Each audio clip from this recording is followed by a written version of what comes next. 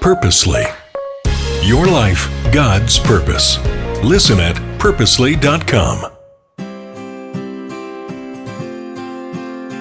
How has someone served you lately? I know acts of service is one of the love languages. There are 5 of them. And that one may not be yours necessarily, but there's also a lot of ways that you can serve someone, and it might not look the way you think it does. Hey, this is Jen. This is the Bible for Busy People podcast. And I think I've mentioned before that my husband brought me a breakfast sandwich once, and it actually made me cry. If you want me to feel loved, send food. I feel so encouraged and considered when someone will go out of their way to get me food or prepare me food. Honestly, I think it's because I'm a mom and I spend so much time doing that for other people that to be considered in that way means a lot. But there are other ways I feel loved too. I have a writer friend who randomly will let me know she's been thinking of me and praying for me. And that is striking to me every time. It makes me feel so considered. Also, this sounds silly, but even at the dentist recently for a really fun tooth procedure, my dentist talked me through the process as she was going. She answered my questions and she warned me of moments that might be more uncomfortable. She spent extra time making sure I had what I needed to recover.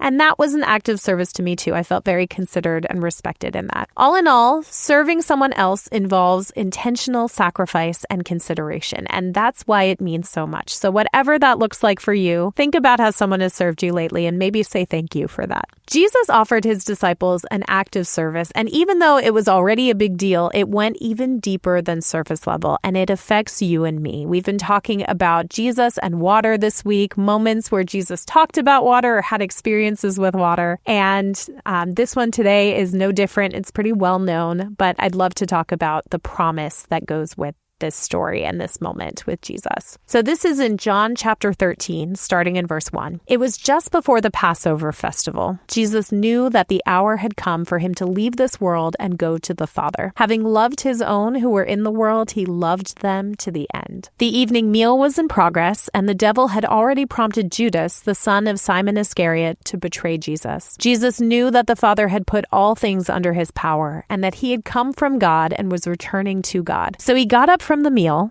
took off his outer clothing, and wrapped a towel around his waist. After that, he poured water into a basin and began to wash his disciples' feet, drying them with the towel that was wrapped around him. He came to Simon Peter, who said to him, "Lord, are you going to wash my feet?" Jesus replied, "You do not realize now what I'm doing, but later you will understand." "No," said Peter, "you shall never wash my feet." Jesus answered, "Unless I wash you, you have no part with me." "Then Lord," Simon Peter replied, "not just my feet, but my hands and my head as well." Jesus answered, "Those who have had a bath need only to wash their feet. Their whole body is clean. And you are clean, though not every one of you." For he knew who was going to betray him, and that was why he said not everyone was clean. When he had finished washing their feet, he put on his clothes and returned to his place. "Do you understand what I have done for you?" he asked them. "You call me teacher and Lord, and rightly so, for that is what I am. Now that I, your Lord and teacher, have washed your feet, you also should wash one another's feet. I have set you an example that you should do as I have done for you. Very truly, I tell you, no servant is greater than his master, nor is a messenger greater than the one who sent him. Now that you know these things, you will be blessed if you do them." It says at the beginning, he loved them to the end, which is just a powerful thought. Even approaching his own death.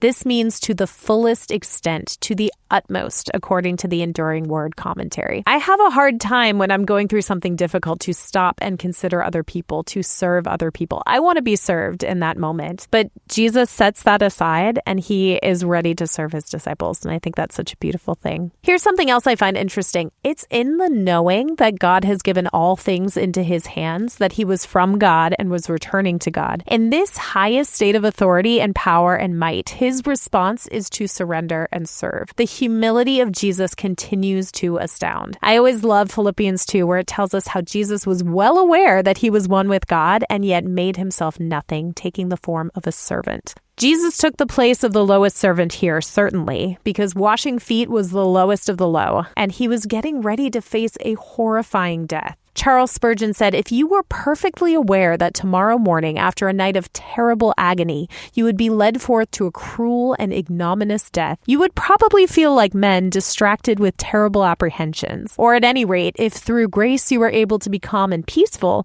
your mind would scarcely be in a fit state to minister consolation to others or to conceive new methods of instruction for your friends.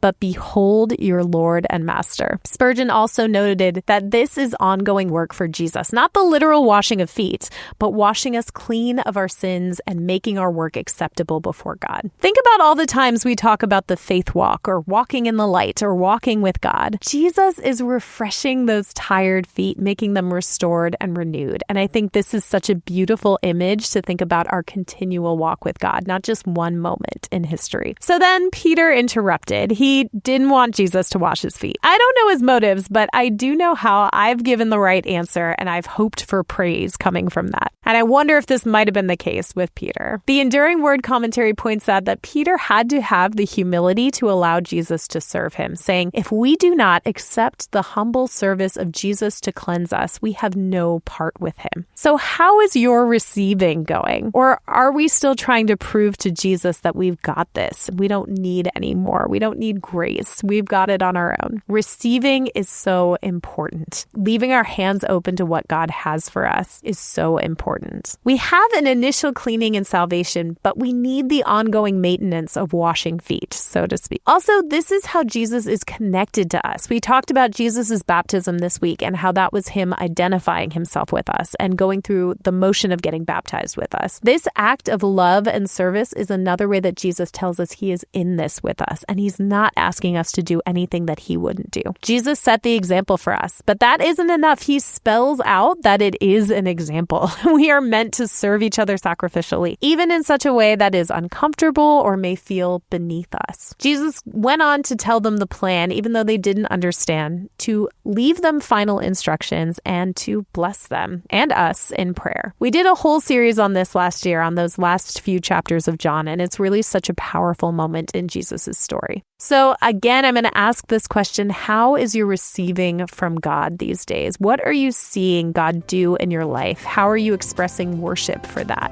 And how are your acts of service for other people? Always a good question, always something to consider. I hope you enjoyed this series this week, and I will talk with you again on Monday. Thank you for listening to The Bible for Busy People. If you need prayer or want to go deeper in your faith, visit our show notes. Will you take a moment to share with a friend and leave a review? It helps the Bible get into even more people's minds and hearts. Find more podcasts that will recharge you at purposely.com.